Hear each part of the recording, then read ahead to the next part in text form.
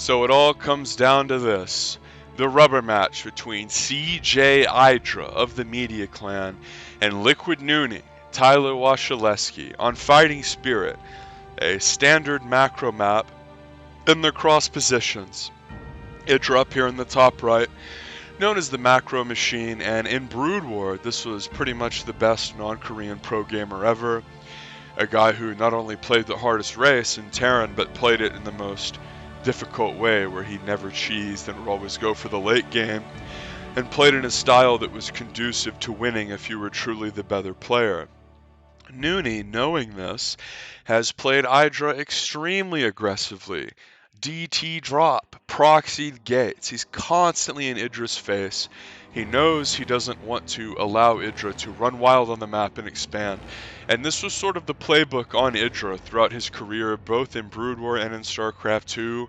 You play really greedy and take huge risks, or you play really cheesy and hide shit on the map around them. Because if you were just going to do your standard macro build, guess what? IdrA was going to do his standard macro build, and it was going to be better and more sharp than yours. So Nony getting a gateway in the main there, not a nexus at his natural, not a gate in the middle of the map. So that's interesting to note. Maybe we will see a more standard macro game, as it's very bizarre whenever you see best of 7s or best of 5s where it's cheesy, quick games until the rubber match and then they play a macro game finally. But that has yet to be determined. It's not like Nony has expanded and made a robo and observatory. He's just made the gate inside of his main. And remember, this is the TSL 2, one of the most important tournaments in Brood War history for non-Koreans. And IdrA was the heavy favorite going into this tournament. This is a tournament like the BSL now, where there was a ladder qualifier, and IdrA was the #1 guy on the ladder, the best player on the ladder, and the most feared player at the time, as far as non-Koreans go. Nony sending a probe out, and because he's going cross positions first, this might be a proxy probe, because usually you're going to scout, if say you're bottom left like Nony, you're usually going to scout top left or bottom right. You're going to scout one of the close positions first. But Nony is going to run straight across the map and scout cross positions first. And IdrA has started to expand, and he's making a bunker too. So Nony, you're going to do a bit of probe harass and see if he can get IdrA to cancel a building again and just win the series that way. Running up to the SCV, building the command center and messing with it a bit. Remember, probes are just so obnoxious. They're the best worker in the game by far. They are the fastest, quickest, most responsive worker. They have a ranged auto attack. They can steal your gas. They can proxy stuff. Probes are a great unit. I know it sounds weird to say that about a worker, but yeah, probes are the shit. They're really, really good. Goon range is going to be the choice for Nony here.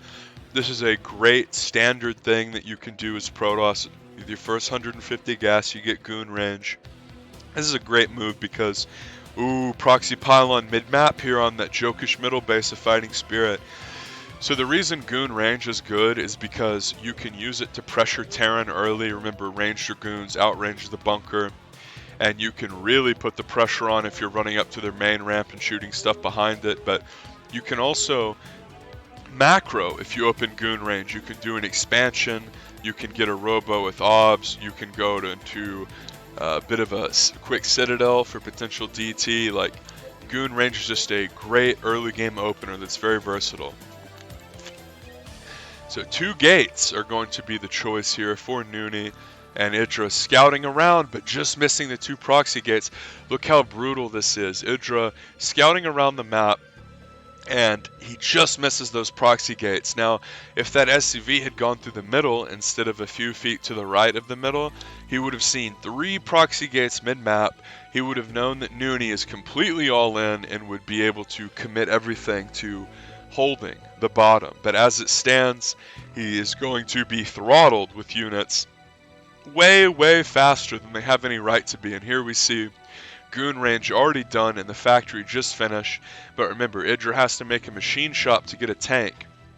And this is something that was pretty common in the sense that Protoss would often make early Dragoons with range to pressure your bunker and force you to repair. But if you go triple proxy gateway, the amount of goons that are going to be at your front door are going to arrive quicker than you're used to, but they're also going to hit you in a way that is much more lethal.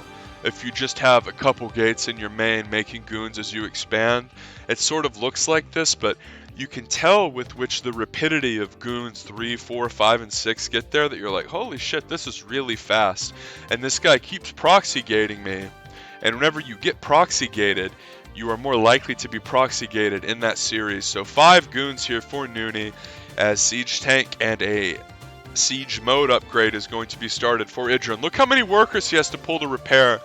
And every time they repair that bunker to full, IdrA has to re-click on it. There is no auto repair in StarCraft 1, and this is very micro intensive for the Kraken. He doesn't have a tank out yet, and there's the first tank on the high ground, but no sieged mode at the moment. And Nony really cranking the pressure up, and he's going to make Zealots and run in here, trying to bust the bunker. Liquid Nony going for a very aggressive play against the Kraken, saying, I do not want to play a macro game. And IdrA just saying, how the fuck do you have so many units? Well, he hasn't expanded, and he's proxy 3 gateways. And this rush has just hit the base of the Kraken incredibly quickly. He's forced to lift his CC, and IdrA has the siege tank up on the high ground. He's trying to block his ramp with SCVs. Does not want the goons to run into his main, and they do. The Zealot goes down. IdrA pulling workers, desperately trying to defend against the goons. Wants the SCVs to tank, but doesn't want them to take friendly fire siege tank splash. And this bottom tank's about to go down, and it does. And Nony knows that this tank on the high ground is the crux of the issue. It's everything for IdrA, and IdrA loses that tank as well. A few of the goons get juiced with some nice SCV micro. 1 Zealot left, picks up an SCV, and IdrA cleans it up. But this is one of those situations where you say, okay, I killed all of his units. Oh, well, he's just going to all in again. Like, a guy's not going to do a build like this and not do a follow-up all in. But IdrA still hasn't scouted the proxy gates, only has 1 tank out. The second one just comes out, but it's very easy to get your units dove by these Zealots. IdrA does not have unlimited SCVs to tank, and he's kiting back beautifully, stutter stepping back with the tanks, but he's running out of room to run, and he is running out of money, running out of work. As Tyler Washaleski has taken the pressure knob and cranked it up to 11 and ripped it off for this entire series, as a Vulture goes down there as well as a Zealot. A Marine goes down, and IdrA desperately trying to kite back, loses the Vulture, and the macro machine is falling apart here under heavy duress. A 4-gate ranged goon all in with 3 of the gates proxied is going to be the choice in the rubber match, and IdrA GG's. So the heavy favorite, the macro machine, goes down there as Nony just cheeses the shit out of him. And the game that I think you really have to look back at as a turning point was that number 2 game on Neo Tornado, where IdrA went for Rax Expand and accidentally canceled his CC. And after you look at that first game on Andromeda, you sort of sit there to yourself and say, wow, IdrA really was the better player. He looks like he was in control of the series. But then you make it 1-1. You have to go to a weird map like Outsider. And even when you win on Destination, well, it's very, very easy to lose a PvT to someone as good and sharp as Nony, who is able to go for all these creative builds and really put the pressure on. That was just a brilliant use of aggressive Protoss tactics from Nony. This is a guy that understood who he was playing and did not always play so cheesy like this, but really knew that, yeah, against IdrA, this is what I'm going to need to do. So Nony takes the series. He advances in the TSL, and this is a crushing loss for IdrA, as he was the heavy favorite and considered the best non-Korean at this time. Sub for more.